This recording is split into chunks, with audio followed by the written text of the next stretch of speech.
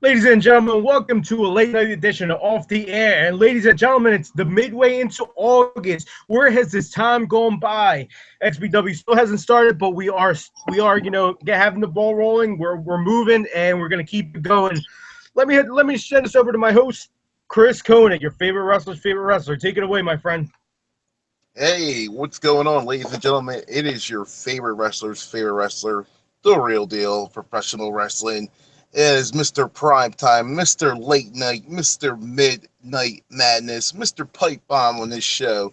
And ladies and gentlemen, we have part two of questionnaires. We are doing fantasy ratings, booking shows. We are just going all out on a Midnight Madness of Pipe Bomb because we are going to get the ball rolling and we are shooting from the stars. Just take it back away, kick us off with a nice intro, and then we'll get into what we're getting into.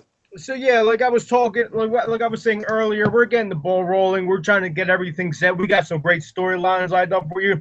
Like anything you want. Like we brought that Amanda Brown shoot.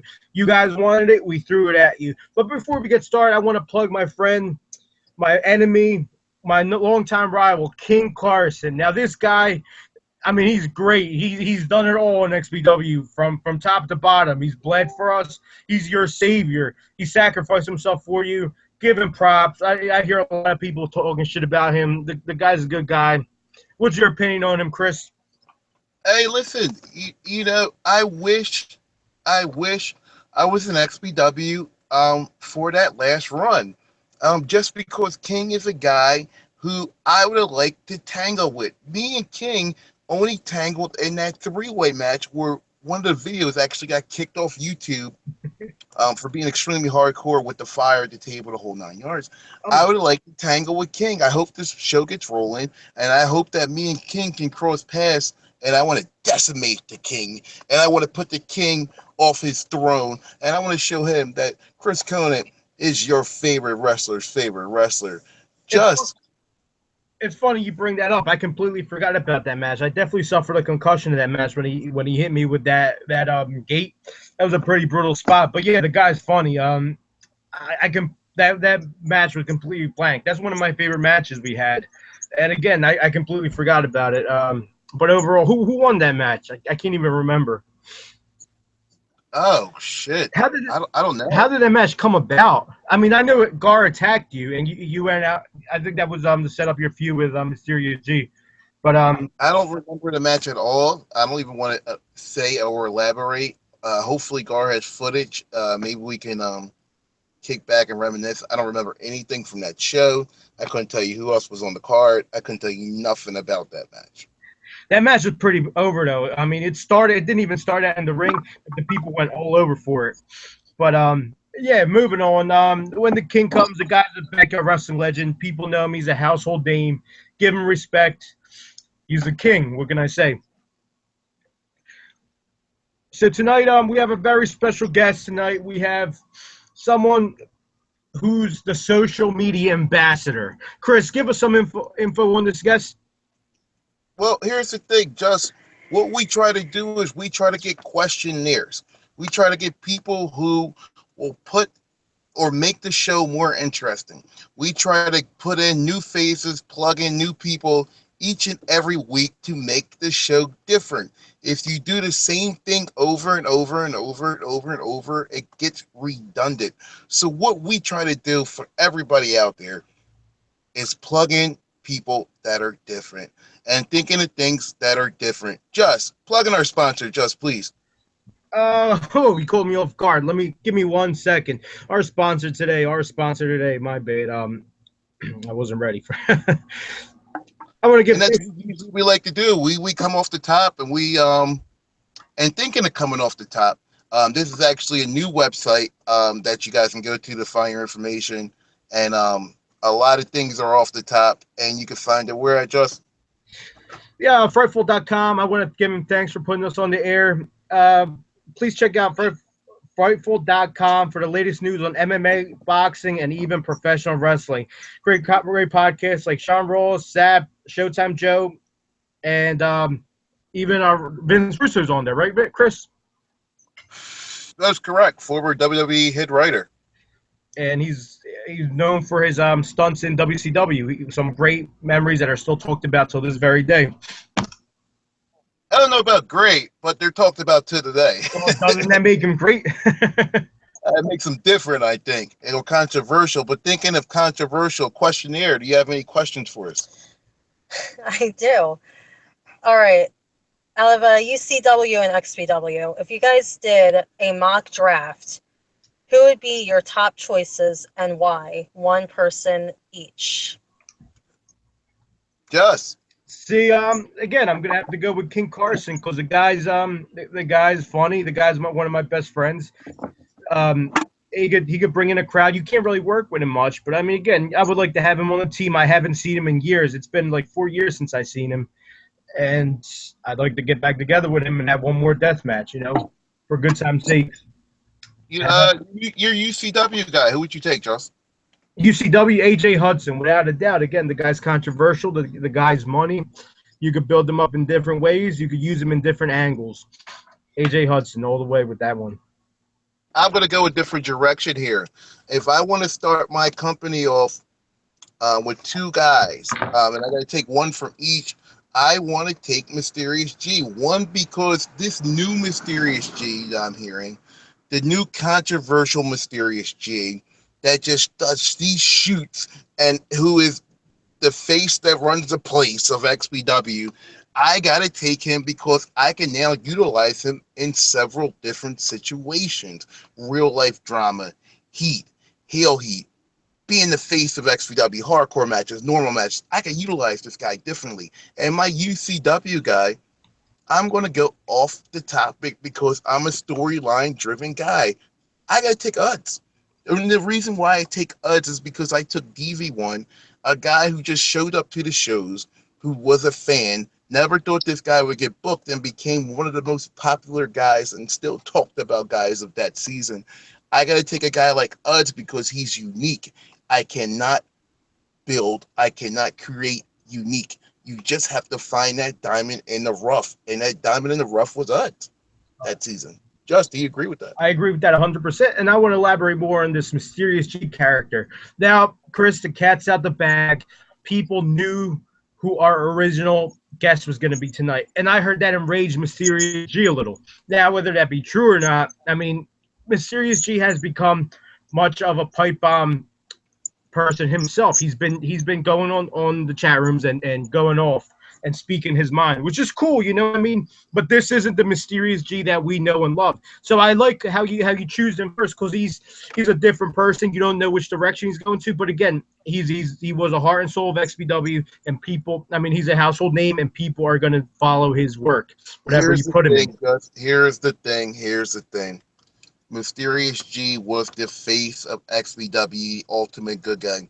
Towards the end of his tenure, he kind of got lost in the sauce with the new booking, new creations, new companies being brought upon. And we kind of forced the Mysterious G heel character down your throats, like Roman Reigns got forced down your throats. We didn't let it build up.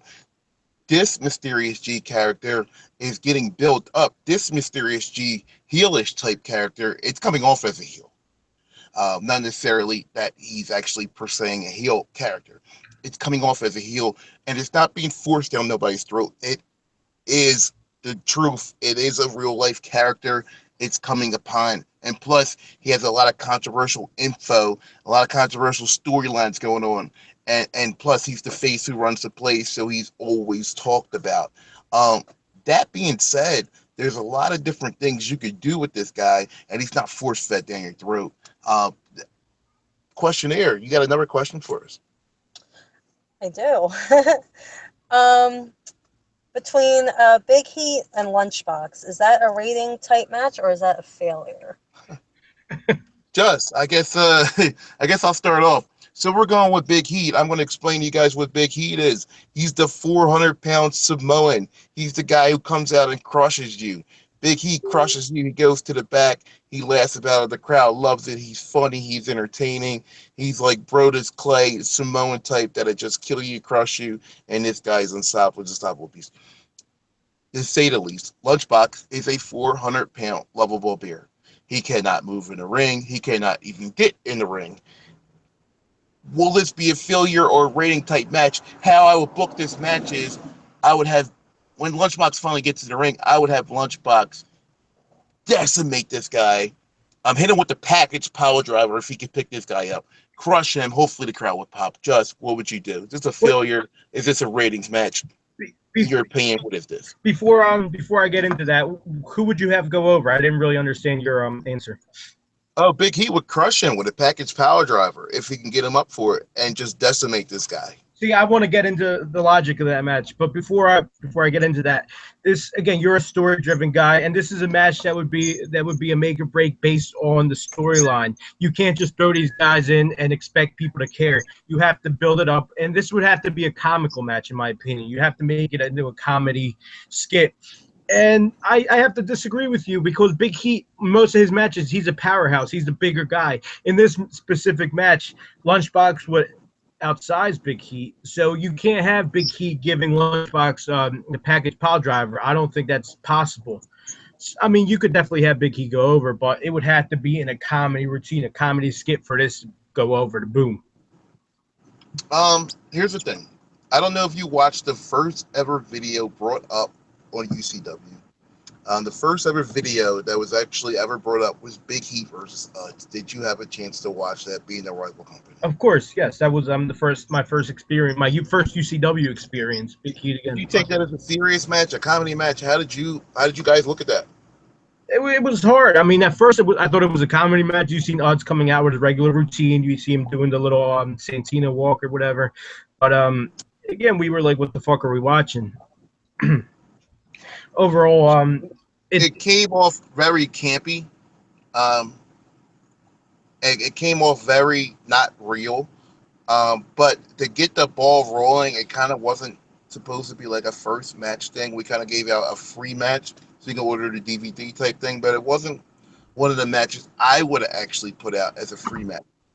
But what it was supposed to be kind of like how this match would have booked comedy. Big Heat goes over, the guy gets squashed in a funny but still entertaining type way. That being said, question here. All right. An Iron Man match.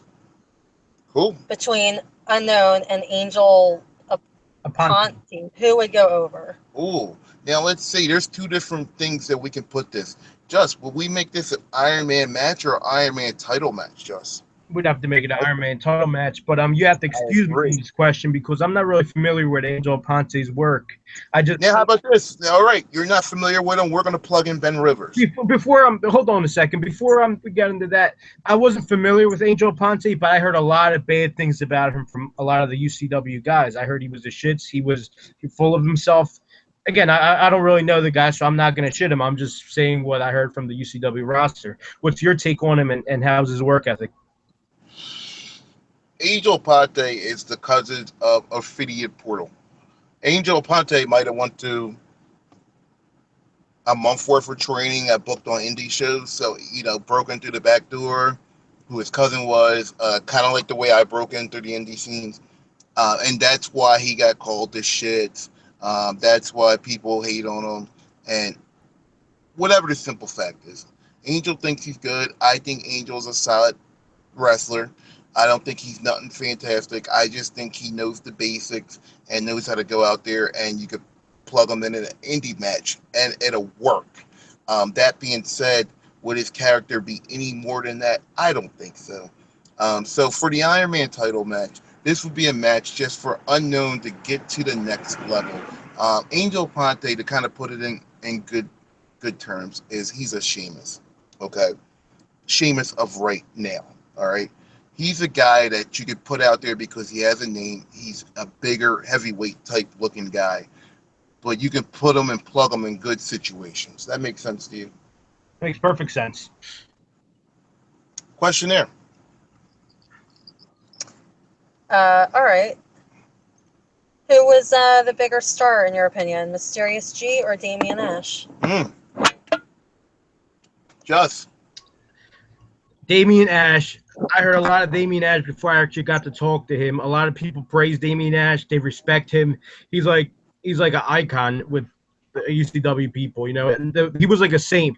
And again, I got the chance to meet him. He's a gentleman. He knows how to handle business. He's very respectable. But again, I'm not really familiar with his work. From what I've seen, his matches with Stan, he was really good. They were entertaining. He got the crowd into them. But he wasn't a Mysterious G in UCW.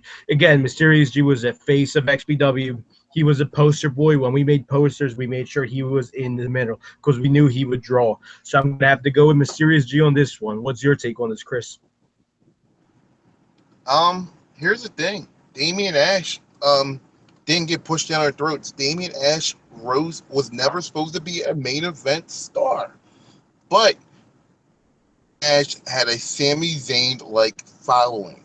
What I mean by that, he was always the ultimate underdog. He was always the guy that you wanted to see do well. He was always the guy that you wanted to see win. He's always the guy that you wanted to see win the big one.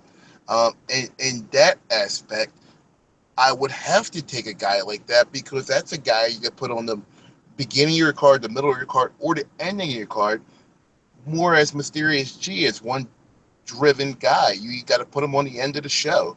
And if there is other guys feuding for the heavyweight title, where is Mysterious G at? He'll say it to himself. He got lost in the shuffle when I got the book and I put the title on somebody else. He was so used to being in the main event, the title picture. Where do you go from here?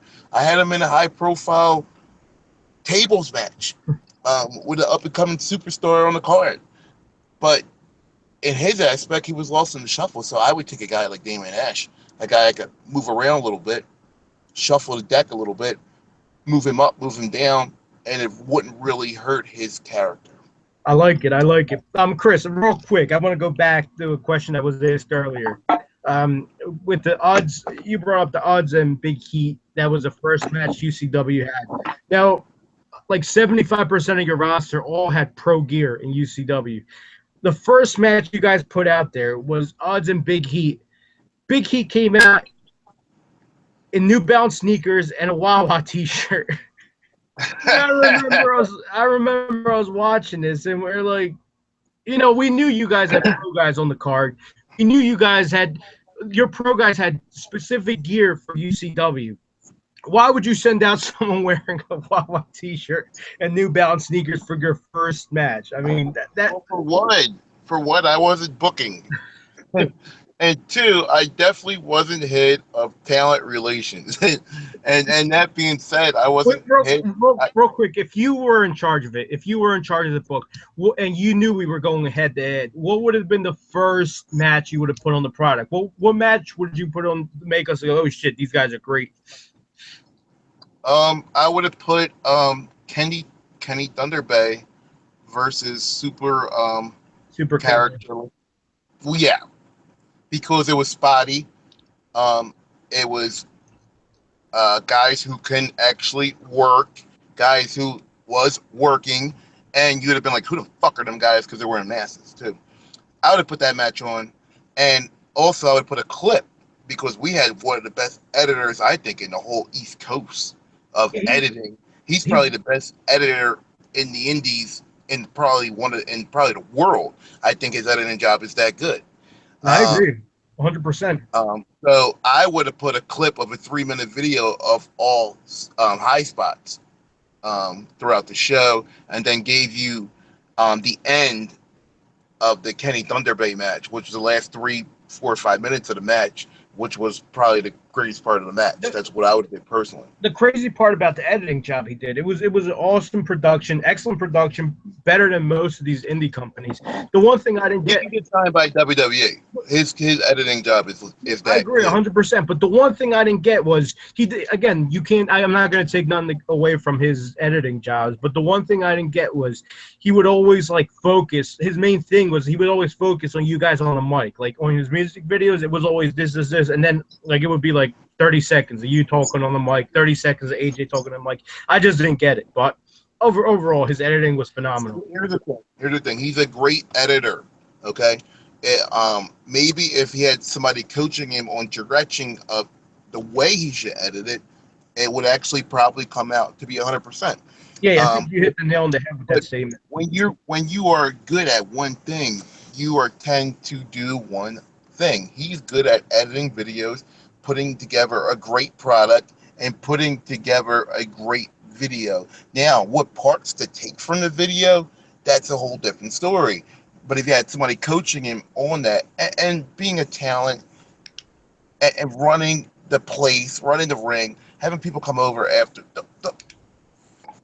it becomes hectic, all right? And you tend to only do it so much and try to do it well. No, you're right. That being said, questionnaire. All right. Um, in your opinion, between you, Chris Conant, and AJ Hudson, who would you think would draw the most money?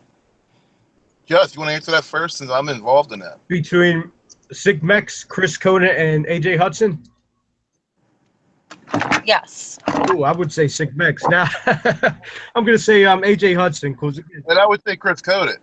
I'm gonna say AJ Hudson. I'm gonna give the devil his due. The guy's over. I mean, Yeah, let me ask you a question. statistically, I'm going to shoot. What money has this guy drawn? no money. Is it because I'm not behind the book? I believe that firmly. I would make his character so much better than what is persuaded on the indie scene today. That character is not over today. Not his fault. He's not writing the show. He's not booking the matches. It's not his fault at all. But when this company starts up, I'm going to show you why it's money. They aren't utilizing it in the right way. It can be money. Chris Conant can be money. Sick Mexican can be dough. All these people can be money. You just got to utilize it in the right way. The thing about AJ Hudson is, statistically speaking, he's the one that has the most ratings on these podcast shows.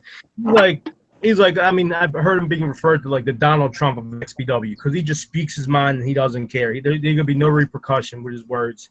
So that's why people like him. And again, people like that in the indie scenes. That's why I think he would draw the most money. That's my opinion, and I'm going to stick with it. Questionnaire. All right. And you got, in your opinion, between Sniper and DV1, who's more valuable? DV1. DV1. Now, here's the thing. More valuable wrestler, Sniper. More valuable character, DV1. Here's the thing. Sniper would squash this guy. Sniper can kill this guy on the microphone. Sniper has the better physique, the better body, the better guy I can actually throw out there when there's people paying their money. However, this is us having fun. So DV1 is a guy I had a lot of fun with. So in my opinion, DV1, anything he's involved with, you could say Chris Conant or DV1, Sick Mexican or DV1. I'm going to pick DV1 because DV1 is that guy that is entertaining. I can watch every day of the week. The thing about DV1, again, Sniper is one of my best friends. He's been in the company since day one. But that's the thing about DV1. DV1 was in the company for 2 months, if that, and he got so over. As compared to Sniper, who's been in the company since day one. And I mean, can you name a Sniper incident, or can you name like a big incident that involves Sniper? Nothing against Sniper. He's my good friend. I'm just giving you a reason why I chose DV1. Or is it the booking's fault? Can you name a Chris Conant incident? Yeah. Or a Chris Conant drama? Go ahead, name one. Well, when you and Unknown's final spot in your Iron Man match. There you go. Cool. All right. Now I get where you're coming from. 100%. Gotcha. And can you name a Sniper spot or a Sniper moment? I 100% agree with you. Now, is it because of the booking? Now, here's my thing. Just to vouch for Sniper. Sniper was 4 or 5 years younger than everybody on the card, too. So now Sniper was always 4 or 5 years behind everybody. Now Sniper might have his actual peak. So now we have to actually see what would happen in the up and coming term, just looking at it from both sides of the picture. But like you said, DV1 had 2 months into the business, and he's still one of the most talked about guys. So the answer to the question would be DV1. Questionnaire. Speaking of DV1, Justin, we know your background with him. You almost tore his ear off. Did you end up ever paying his medical bills? As a matter of fact, I did. I feel bad for the guy. I drove him to the ER after that match. He was funny. He was like on the promo with the doctor there, and it was a little bit embarrassing. But I mean, I hurt the guys. I was like, whatever, I'm here for you, bro. But I mean, he's just goofy. And to answer your question, yeah, I did pay for all his hospital bills. It was close to $600, I think, which wasn't much, but he never. Just to elaborate a little bit more on that, just when that happened during the match, okay, you heard the crowd going nuts. What was going through your mind? No, and really, I just heard everyone like screaming. I think I looked at Ace's face. I think it was Ace who was there. He was like, his face, he was like, he had the O face. He was like, holy shit, And everyone was like, holy shit. And then I think you were saying run over, or someone was calling people over. And I heard you on the mic, oh, his ear is ripped off. DV1's ear is ripped off. And it was just crazy, And after that, I was like, oh shit, you want to continue? And I said, end the match. And DV1 just started hitting me with light tubes. So we just kept going, It came as a shoot. What happened during that period when you said continue the match, go on? What was going on through DV1's head? Was he talking back to you, or did he just No, he just went ballistic, dude. He was just hitting me, and again, he apologized for that. But I didn't think he was like really trying to hurt me. Like he said, he was really trying to hurt me. He goes, I'm sorry if I hit you too hard, but I mean, he wasn't really hitting me at all. I thought my adrenaline was up. It felt like. That felt what we're supposed to do. So like, if you watch the video, I kept on attacking him after that, and he kept selling, but in his mind. Were you scared at that moment? Did you want to take the match home at that point? Yeah, 100%. The only reason we kept going was because he wasn't stopping. I was like, just lay down. I was supposed to go over, but he wasn't. He was just going crazy. So Who won over in the match? He did. I just laid down. I said, fuck it. His ears like literally hanging off. The dude's about to pass. In my mind, I thought he was going to pass out. Now, was that one of your most hardcore matches you ever had in an incident go down? No. That match wasn't hardcore at all. That was only a hardcore spot, I think, and that happened. That match wasn't even that bad, like violence-wise. Right.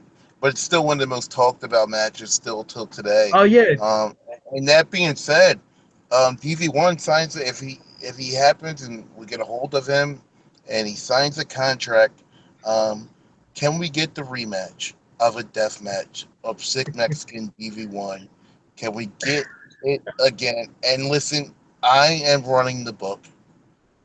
I want a stipulation here, and if DV1 is going to do a one-time only deal. This is what I want out of the match. I know you wear a mask. All right. I want a one fall to finish match. And I want blood in the match. Would you guys do a first blood match? All I want to say is I'm taking home the other ear. Questionnaire. All right. Out of King and Uds, who do you guys think would be the better star? Chris, you're going to have to start this one off. Well, King, since you're watching, Uds was the better star, and I'm going to tell you why. King, you were more over as a star, and mainly because you were great on the mic. All right? Uds was great as a character, okay? Uds' character didn't have to say a word. He didn't have to throw a punch. Kind of like Enzo Amore. Enzo Amore doesn't have to throw a punch. He just has to come out, say his little skit, he'll be over. He'll be over forever. The King, eventually that's going to burn out. Uds, I don't think will burn out. Just, do you agree with me? I have to disagree with you on this one because you see, King started off as a nobody. King was, I forget his first wrestling name. I think it was Alfred Carson. That's what he wanted to be called, which is legitimately his real name. And it wasn't working. Alfred Carson wrestled for XPW for about 3 or 4 months, and no one cared about him. Everyone criticized him. I remember Mike Boots used to rip him after every match because King wasn't doing nothing right. And you could quote me on this, and you could ask Mike and Garb.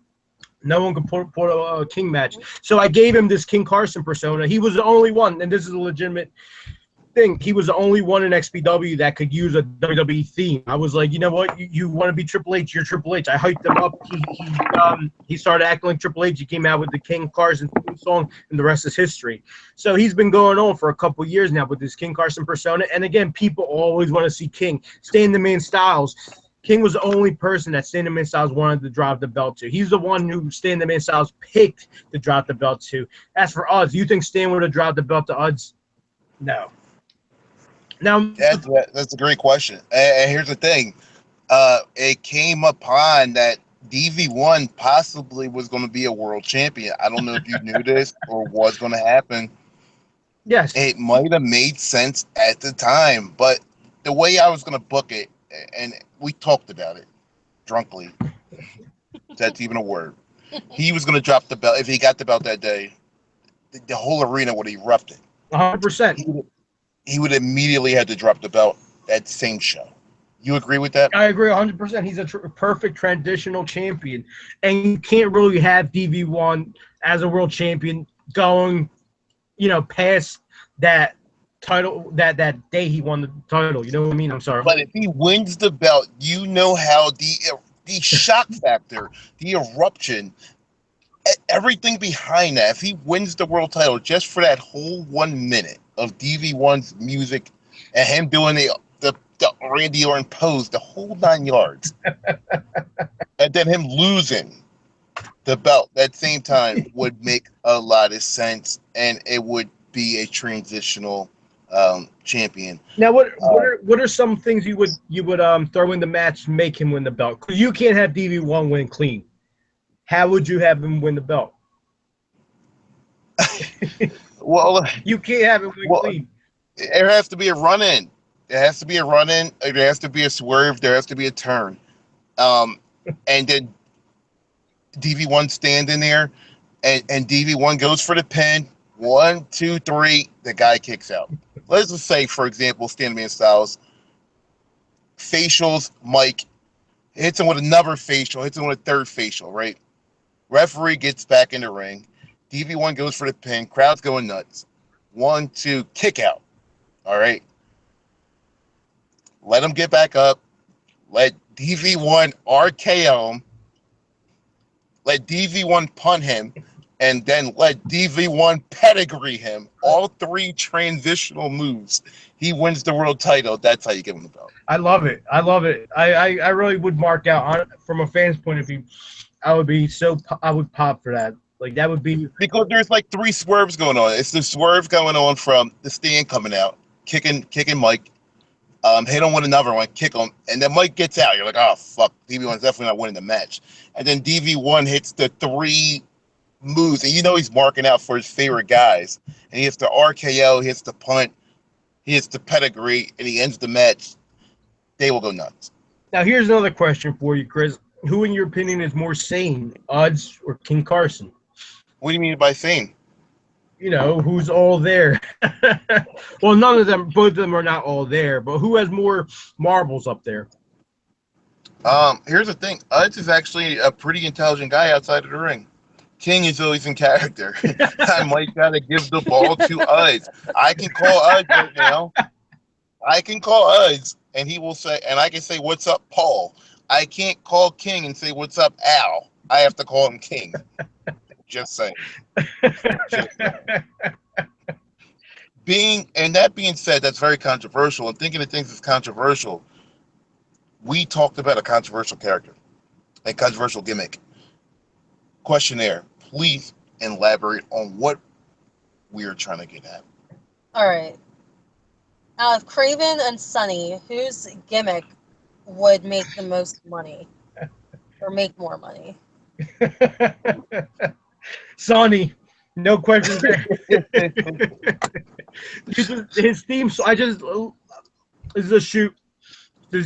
I was asking everyone for Sonny's theme song. I was like, what is Sonny's theme song? And I had to watch all his matches. I finally got Shazam to work, and I got to download it. It's pretty sick. Sonny, definitely Sonny. Damn.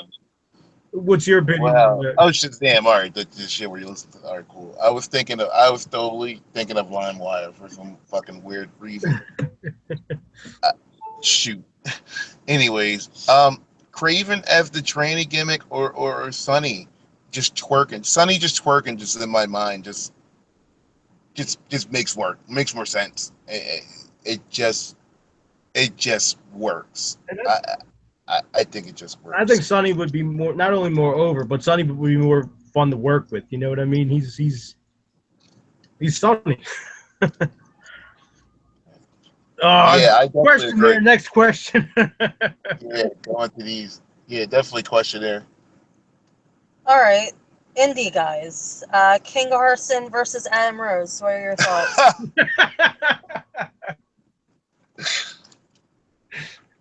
Oh, man. Hugo, please. I'm gonna. Where did you get this questionnaire from? I'm gonna have to Boop, Google it. boop, boop, boop, boop, boop, boop, boop, boop, boop, boop. Here's how I would book it. In the middle of that Adam Rose pose, right?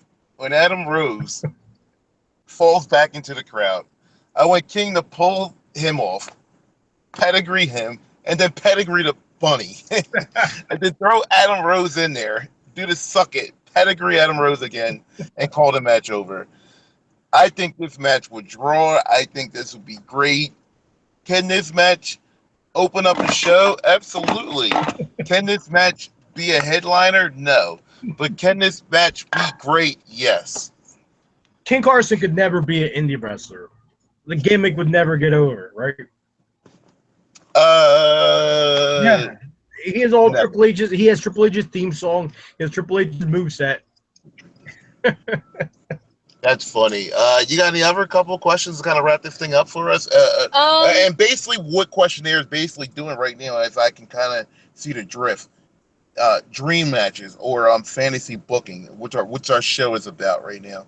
So let's go into we kind of went on a little bit more funnier note. Let's go on a more serious note of a dream match, and you can continue on with the Indies versus XPW CW.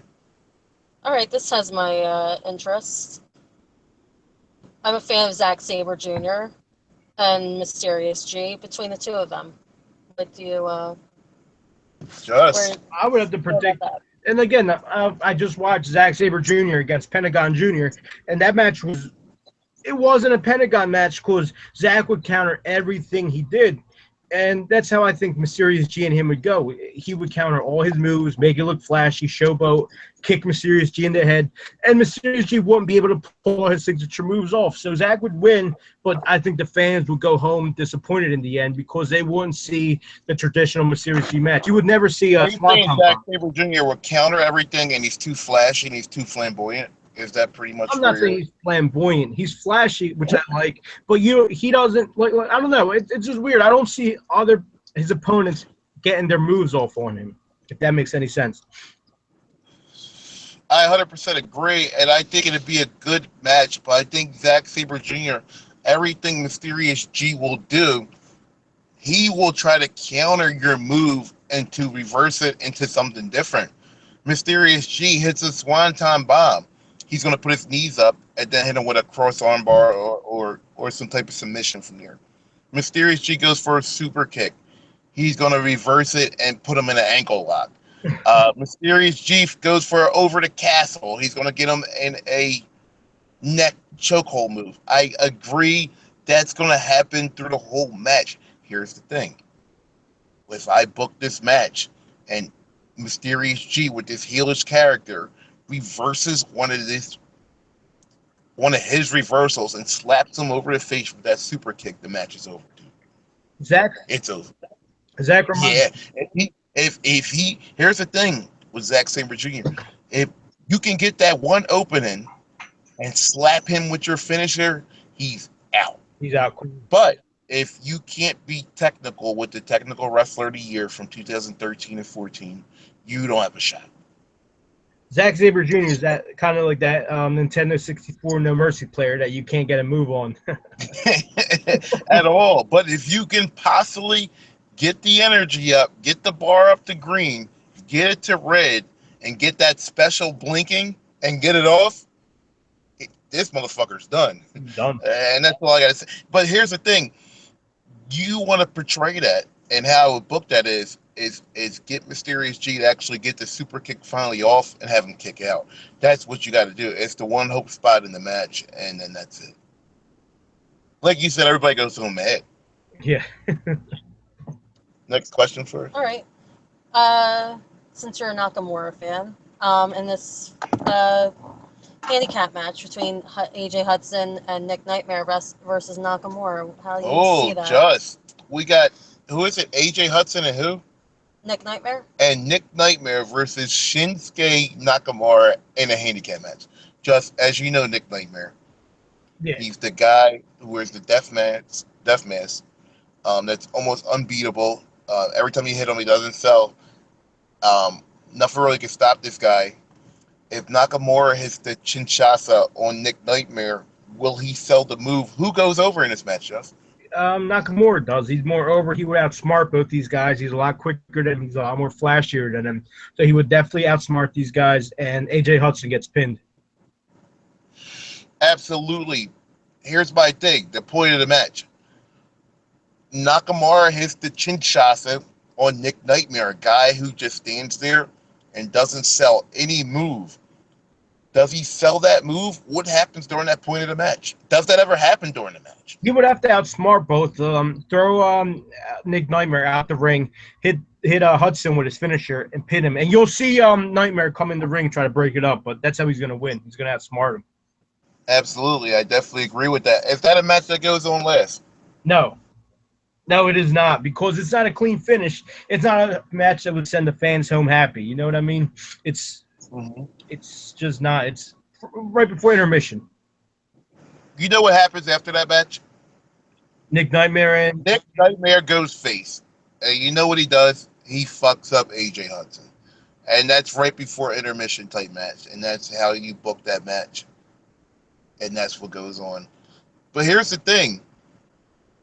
Do you have Nick Nightmare pose? Do the Nakamura pose? Like, that would be fucking awesome at the end of the match. Or do you keep Nick Nightmare in character? You have to keep Nick Nightmare in character. His whole gimmick is Nick Nightmare. You know what I mean? He's what's it called? The Grim Reaper. You can't have the Grim Reaper do the pose. Not on camera. But go ahead, question here. And how many more questions do we actually have? Yes, I've actually had two more. Just two more. All right, this is for the main event. I'm an American Alpha fan. This should be interesting. Between you and Big Heat versus American Alpha. I'm gonna go with you and Big Heat first against American Alpha. How would you book this match? Before we go into this, is Big Heat wearing the Wawa shirt? Even better. Big Heat's wearing no shirt. Oh, I'm gonna go with the Alpha team then, American Alpha. In a death match, though, Just we're gonna go in a death match. You and Big Heat, death match, American Alpha. How do you book this match, Just? This is the main event, like she said, the main event. How do you book this? You're an indie booker right now. You got American Alpha going against Sick Mexican, Big Heat, death match. How do you book this? How do you send the fans home happy? What goes on during this match? What keeps them coming back? Well, being me and Heat's Puerto Rican, right? Mm-hmm. Me and he got to play the whole patriotism card. You know what I mean? Where we say we hate Americans, blah blah blah. We challenge any American team, and what other? You know what I mean? What better team to come out than American Alpha? You know what I mean? We go through the match, we get a lot of hope spots, and American Alpha has to go over because you're gonna have the fans chanting USA, USA, and that's how you book it. That's my opinion. And to counter you, how I would book Konnan, Big Heat versus Alpha, we're going on last. As you can see now, Chris Konnan weighs 200 pounds. Big Heat weighs 400. What I would do is I would act like I'm his leader, his master. I would slap him around, I would smack him around during the whole match. I would say, do this, do that, do this, do this, do that. And when we lose the match, and I would lose the match, and I would blame it on Big Heat, you have to have Big Heat turn face on me, hit me with a package power driver and crush me, and have American Alpha and Big Heat pose at the end of the show. Chris, I got a question before we get in the next question. How would you book American Alpha against Salt and Pepper? Here is the thing. Who would you want to see lose in this match? That's really tough. And how I would book this match is, Salt would take the pinfall. 'Cause Oh, AJ. All right, hear me out. Hear me out. Hear me out. After Salt takes the pinfall, Beast is in the ring. Gable goes to shake his hand. Knockout punch on Gable. Jordan goes to shake his hand. Knockout punch on Gable. AJ Hudson finally gets up. He puts his arms out and says, "Give me a hug. Give me a hug." And he knocks out AJ Hudson. I think everybody will go home happy. Beast is laying in the ring. Beast is standing in the ring, looking at these guys and just shaking his head, saying, "If you didn't want to get down, now you lay down." And you end the show that way. And they'll pop for Beast. They're all three are knocked out, but they'll still love Beast because he gave the knockout punch to everybody. now the next show are Salt and Pepper still together? Oh yeah, they're definitely still together because AJ loves that guy, but Beast hates that guy. So yeah, they're still together. And AJ might get knocked out after every show, and people are going to want to see, just like Ron Simmons say "damn" at the end of every show. They're going to see Beast hit the knockout punch on his own partner, and they're going to see these guys get back together after every show. But they're going to see Beast knock out his own opponent and knock out his own partner after every show. It just has that. I love it. I love it. That's awesome. Questionnaire. All right, guys, with SummerSlam coming up in about a week and a half, this is a match that I'm looking forward to. Between Brock Lesnar and Randy Orton, who you guys see as taking it, winning it? I guess we're taking it home at this point. So where I'm going to go at with this is just to even ask you a question on top of a question. There is three possible main events. You have Dolph Ziggler versus a lunatic. You have the Demon, Finn versus Seth Rollins. And you have Brock and Randy. Who goes on last? Ooh, that's a good question. I mean, the traditional wrestling fan is going to say Orton and Lesnar. But I mean, they're rebuilding these titles. There's a new world title. Yeah, they're rebuilding. That has to go on last, right? You're right, and they're rebuilding these brands, so that has to go on last. 100% that has to go on last. But back to the question, the questionnaire asked me, I'm gonna have to go with Lesnar because you can't have Lesnar lose to Orton after that UFC pay-per-view. And again, I'm not gonna go in the UFC because that's not my field. I don't really know much about it. But I mean, I know the sales are skyrocketed. The sales skyrocketed, and you can't have someone like Orton come back and just beat Lesnar like that after that successful pay-per-view, that successful UFC fight. Here's the thing. I'm a Brock Lesnar guy, so you guys know my answer. Where do you go with Brock Lesnar going into WrestleMania 33? Final question of the night. Who's his opponent? Where do you put him on the card, and why? Now, was that last year? Well, this year's WrestleMania, him and Dean Ambrose. Do you think that was a waste of a Lesnar fight? Not at all. It wasn't a waste, but it was something to get to something. Kind of like when we went to WrestleMania 27, when The Miz, The Rock, and Cena. It was a transitional match. Dean Ambrose has the world title going into WrestleMania 33. He's beating this guy, this guy, this guy, this guy, this guy. It's time for the rematch versus Brock Lesnar. How do you book this WrestleMania 33 rematch where Dean Ambrose hasn't lost the belt since he got the belt? Now he has to fight Brock Lesnar for a second time a year later at WrestleMania. How do you book this WrestleMania main event? I like it. I think that's what's going to happen. And again, Lesnar has to go over this pay-per-view. And how many more appearances does he have before WrestleMania? Royal Rumble, one more before that, and then WrestleMania. So you have him squash these new guys. You have him squash a Rusev, maybe a Sheamus, and you just keep him for the big one. Yeah, I like your thinking. I like that. That's good. What do you do with him at WrestleMania 33? Do you go that direction? Do you do Dean Ambrose, Brock for the title a year later where Dean Ambrose has actually built up some respect. Do you do that match, or is it unbelievable and Brock will just kill him? Or do you go a different direction with Brock? Do you go Brock the Rock? Do you go Brock the Undertaker again at WrestleMania? Again, who killed the streak? A career versus career match? Do you do that? Do you do Brock versus The Rock, career versus career match, and Rock goes in the Hall of Fame? Or do you do Brock Lesnar versus a Dean Ambrose again for the world titles? You would have to go with Brock versus Dean Ambrose because Brock versus Undertaker wasn't, it wasn't the best. Let's all be honest here. We're all adults. It wasn't the best Taker match. It was horrible. It was actually, to cut you off, the worst booking mistake in wrestling history. Well, I agree 100%. I mean, they did it for the shock value. That's why they did it. But And there was no shock. Undertaker should have never ever lost at WrestleMania. The worst booking mistake in wrestling history. Unfortunately, there's no rival company to take WWE out, so there was no repercussions off it. However, to make up for your mistake, you have to put the Undertaker versus Brock Lesnar in a career versus career match again at WrestleMania. That's how you do this. I like it. And who would win? Obviously, Taker would have to win. But do you think people would care? Yeah, because they care about the Undertaker, they care about Brock. The thing about this is, You can't close the show with that either. That's the thing. So you're going to have a transitional title match after that.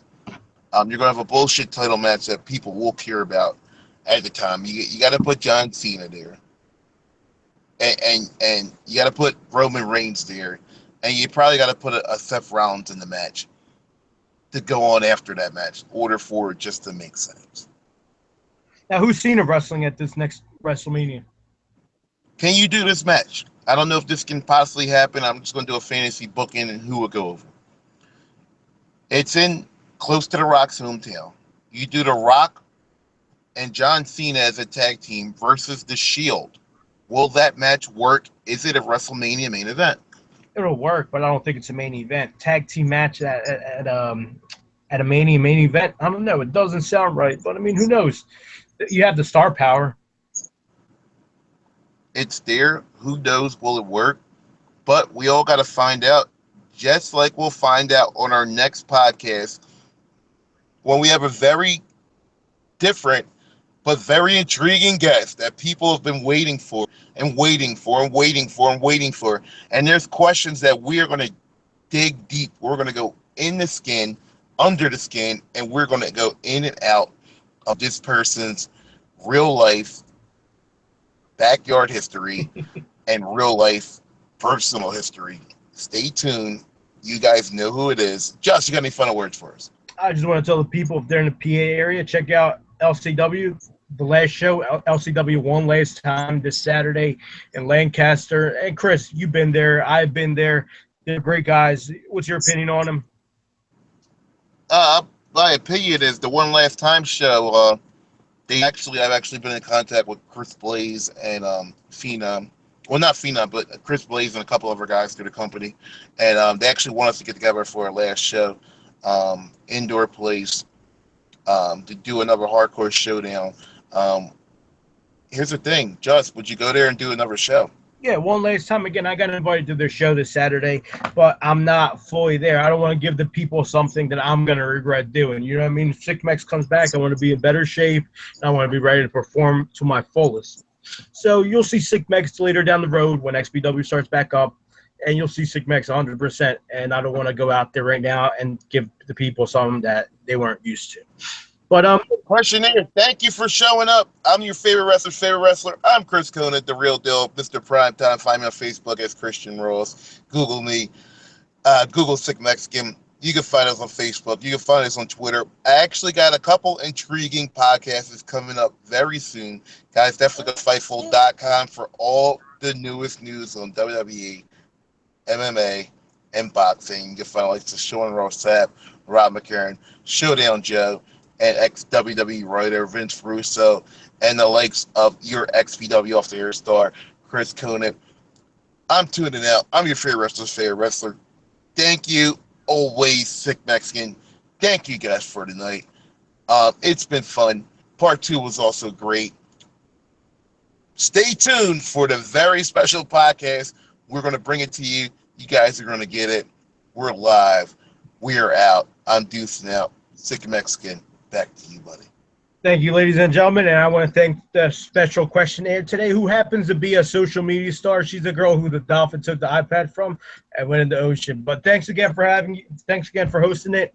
Once again, Sick Mex signing out.